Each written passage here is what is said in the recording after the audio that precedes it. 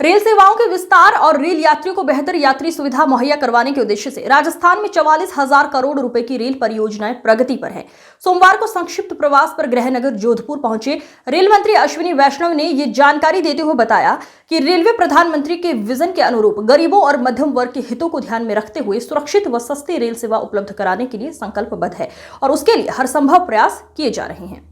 Railway station पर पत्रकारों से बातचीत करते हुए वैष्णव ने बताया कि आज राजस्थान में विभिन्न रेल परियोजनाओं के विकास और उनके क्रियान्वयन हेतु केंद्र सरकार ने 10,000 करोड़ रुपए का बड़ा रेल बजट स्वीकृत किया है। उन्होंने आगे बताया, रेलवे ने विगत 10 वर्षों में 3,784 किलोमीटर रेल लाइनें हैं बिछाने के साथ ही विद्युतीकरण का कार्य पूरा करवाया है। उन्होंने बताया कि अमृत भारत स्टेशन योजना के तहत रेलवे स्टेशनों का पुनर्विकास कर उनका नवीनीकरण कराया जा रहा है। नमस्कार, आप देख रहे हैं हिंदी सवेरा न्यूज और मैं हूं आपके साथ मानवी ठाकुर। शुरुआत करते हैं आज की खास खबरों के साथ। कोतवाली छाता क्षेत्र के गांव उमराया से एक नाबालिग हिंदू लड़की को बहला फुसलाकर गांव का ही रहने वाला मुस्लिम युवक भगा कर ले गया। कई 36 घंटे बीत जाने के बाद परिजन व ग्रामीण कोतवाली छाता पहुंचे और लड़की को भगा कर ले जाने का पुलिस को प्रार्थना पत्र दिया गया। भारी संख्या में छाता कोतवाली पहुंचे ग्रामीण एवं परिजनों ने बताया कि गांव का ही रहने वाला शाहरुख पुत्र जमील, 22 वर्षीय युवक गांव की ही रहने वाली 17 वर्षीय युवती कंचन पुत्री सुरेश को जबरदस्ती मोटरसाइकिल पर बिठाकर भगा ले गया है। जब इस बात का पता लड़की के परिजनों को लगा तो उन्होंने लड़के के घर वालों को बताया तो लड़के के परिजनों ने अनसुनी कर लड़की के पिता को जाति सूचक शब्द गालियां देकर भगा दिया। लड़की के परिजनों को आशंका है कि मुस्लिम युवक जबरदस्ती लड़की का धर्म परिवर्तन कर निकाह करा सकता है। समाज के मध्यम वर्ग और गरीब वर्ग की सवारी बहुत ही फोकस के साथ रेलवे में गरीब से गरीब व्यक्ति को एक अच्छी अफोर्डेबल मिडिल क्लास के एक नौजवान को एक अफोर्डेबल सर्विस मिल सके, सेफ सर्विस मिल सके, उस भावना के साथ हम लोग काम कर रहे हैं।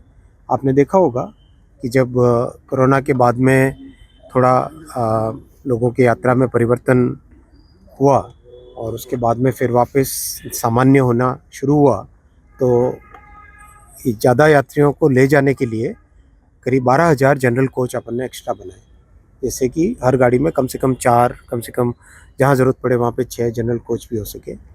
फिर खूब सारी स्पेशल ट्रेनें चलाई।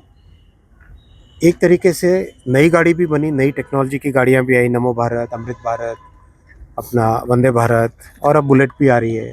तो एक तरीके से नयापन भी है और गरीबों का ध्यान रखें, मध्यम वर्ग परिवारों का ध्यान रखें, वो भी फोकस है, हर तरीके से फोकस। फिर साफ़ सफाई पे बहुत ध्यान है।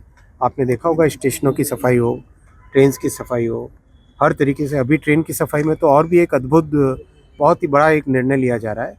क्लीन ट्रेन स्टेशन होते हैं जहाँ पर एक मेजर क्लीनिंग होती है ट्रेन की।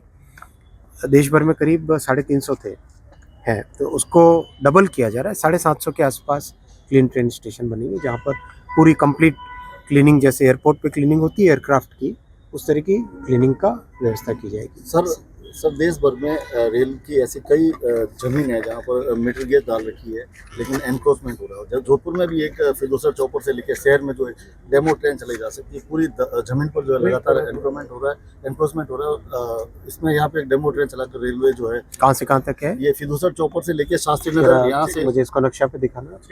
डीआरएम साहब को मैं बोलता हूँ मुझे नक्शे पे दिखाना। जोधपुर से उदयपुर तक कब जुड़ेगा, तो कैसे जुड़ेगा, तो प्लान है रेलवे का? हाँ, क्यों नहीं, जोधपुर से उदयपुर जुड़ेगा, बिल्कुल जुड़ेगा। सर जोधपुर से एक हैदराबाद ट्रेन चलती थी, पहले उसको बीकानेर विस्तार किया गया, फिर हिसार तक कर दिया गया। ऐसे जोधपुर वासियों को हैदराबाद ट्रेन डायरेक्ट की जरूरत है। हाँ, ये बात सही है, ये डिमांड आई है, काफी डिमांड आई है। सर जोधपुर को दूसरी वंदे भारत कब मिलने जा रही है? दूसरी वंदे भारत अब थोड़ा सोच समझ के करेंगे, क्योंकि अभी वो डेगाना वाली जो रूट है वो डबलिंग हुई है और उसका इलेक्ट्रिफिकेशन भी कंप्लीट हुआ है।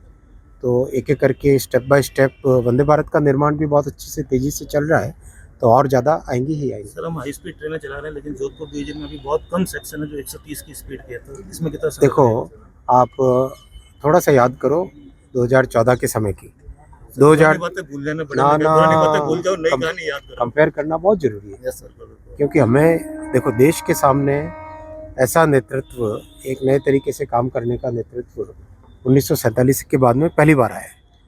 तो हमें याद रखना चाहिए 130 kmph की स्पीड के सेक्शन पूरे देश में मात्र 1,500 के आसपास किलोमीटर के थे। आज करीब करीब हो गया है 18,000 20,000 किलोमीटर हो गया और तेज़ी से काम चल रहा है। और काम में क्या होता है, मोमेंटम आता है।